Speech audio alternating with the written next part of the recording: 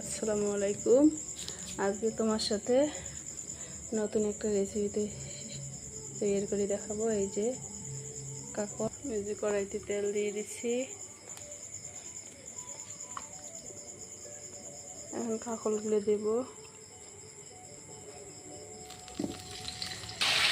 লবণ দিলাম, সামান্য একটু হলুদ দেবো।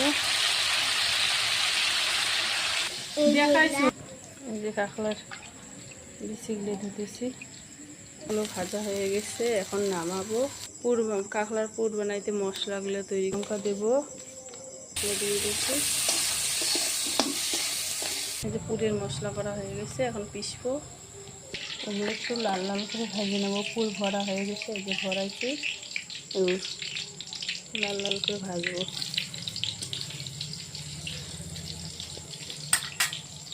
হয়ে গেছে, এবার তুলবো। মশলাটা কষা হয়ে গেছে। যে পটলগুলো কাঁকড়গুলো দেবো একটু একটা একটা করে দিচ্ছি, একটা একটা করে। আমার কাঁকড়ের তরকারি এই তো বন্ধুগণ, আমার ফাইনালি কুমড়োর পুর হয়ে গেছে।